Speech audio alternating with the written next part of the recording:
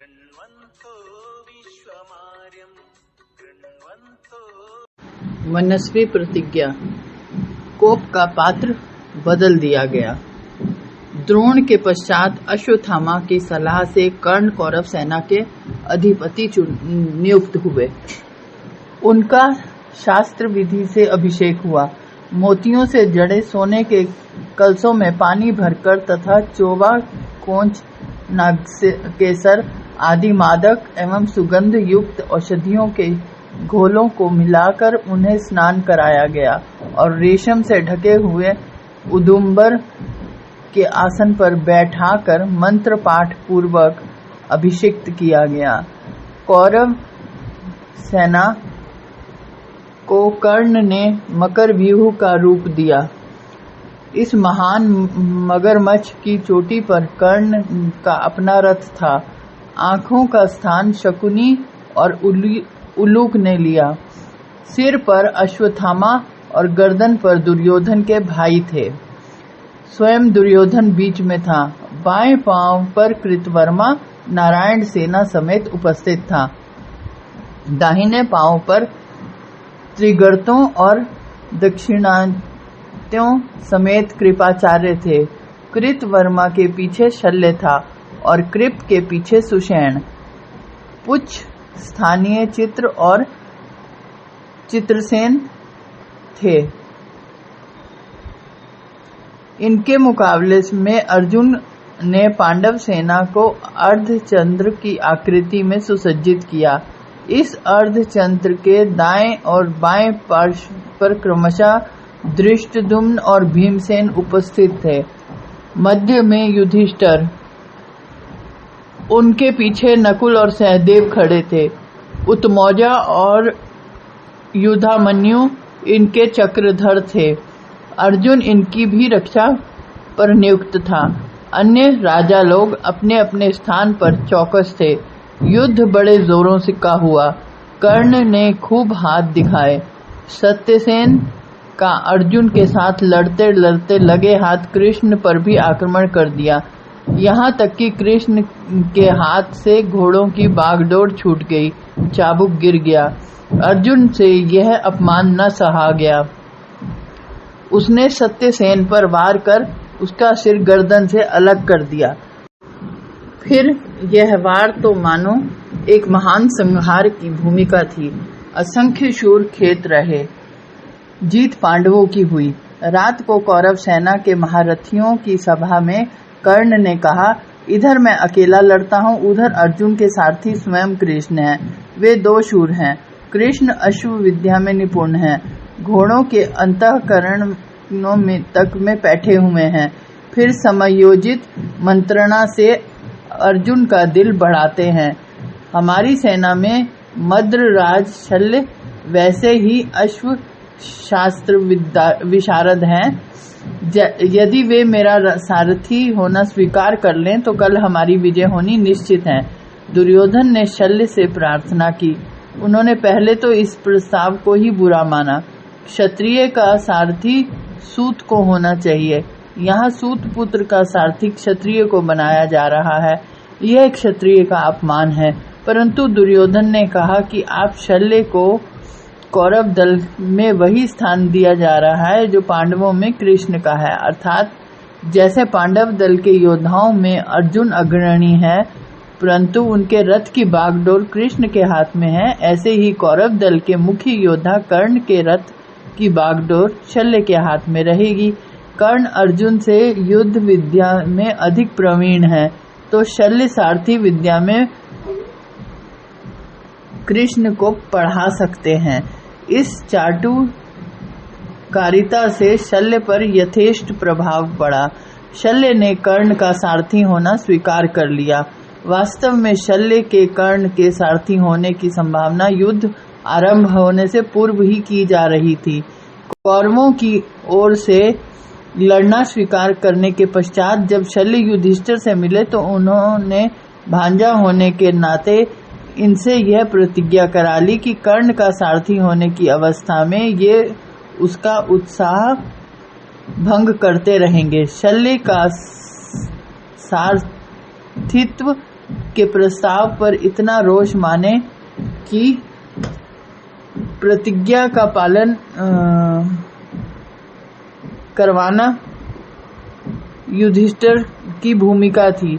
दुर्योधन के अधिक अनुनय विनय करने पर इन्होंने कर्ण का रथवान होना स्वीकार तो किया, परंतु यह शर्त साथ लगा दी कि मुझे कहने सुनने का यथेष्ट अधिकार रहेगा।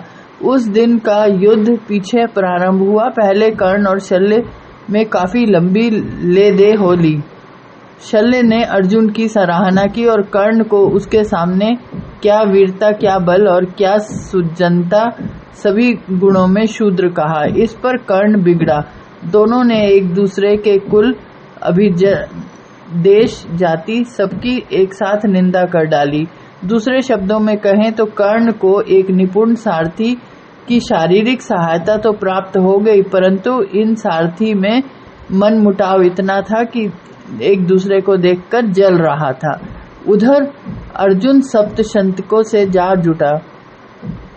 उस दिन से अधिक भाग उन्हीं को परास्त करते बीता। मुख्य रण क्षेत्र में भीम ने संभाला।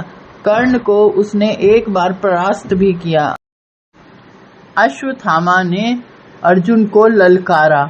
वह गुरुपुत्र से उलझना न चाहता था, परंतु अश्वत्थामा ने युद्ध की भिक्षा मांग ली।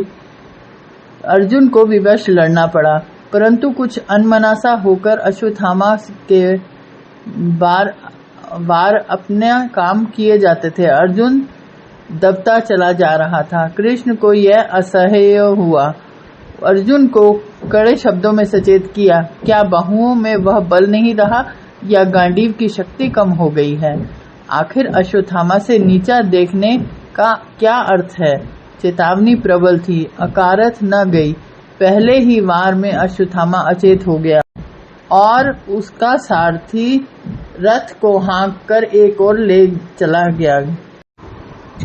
दुर्योधन को पांडव सेना के महारथियों में घिरा देखकर कर्ण उसकी सहायता को लपका। उसने युधिष्ठिर पर ही धावा बोल दिया। उनके और नकुल के घोड़ों को मार दिया, रथों को निकम्मा कर दिया और स्वयं उन दोनों को भी ऐसे भारी घाव लगाए कि उन्हें सहदेव के रथ पर चढ़कर रण क्षेत्र से भाग जाना पड़ा। खेमे में पहुंचकर युधिष्ठिर तो बिछौने पर लेट गए और कुशल वैद्यों ने उनकी चिकित्सा आरंभ की। इतना बचाव भी इसलिए हो गया कि शल्य ने कर्ण को याद दिला दिया कि उसकी प्रतिस्पर्धा अर्जुन से है, युधिष्ठिर से नहीं। अर्जुन ने अश्वत्थामा से निपट कर देखा कि कर्ण ने पांडव दल में धांधली मचा रखी है।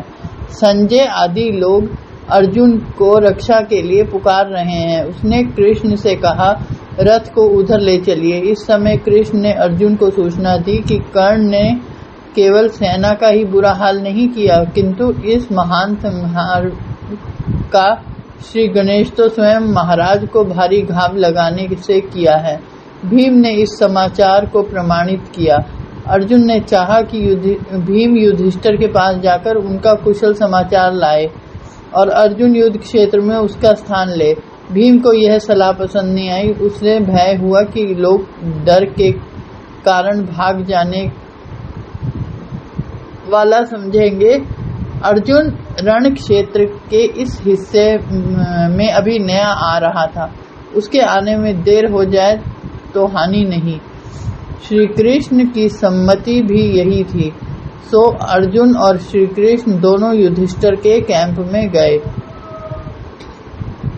युधिष्ठिर का घाव तो शांति कारक औषधियों से अच्छा हो चला था, परंतु हृदय अत्यंत क्षीण था। बाल्यावस्था से कर्ण ग्रह की तरह पांडवों के भाग्य भानु को ग्रस रहा था। उसी की दुर्मंत्रणा से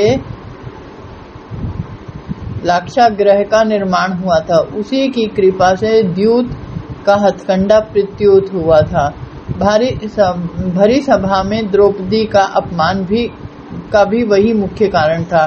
युद्ध में दुर्योधन की विजयाशा का आधार कर्ण ही था। उसका सहारा न होता तो संभवतः दुर्योधन ने आरंभ में ही संधि कर ली होती। आज युद्ध क्षेत्र के बीच में दोनों सेनाओं को देखते देखते युधिष्ठिर का मूल एक कौड़ी का भी तो नहीं रह गया।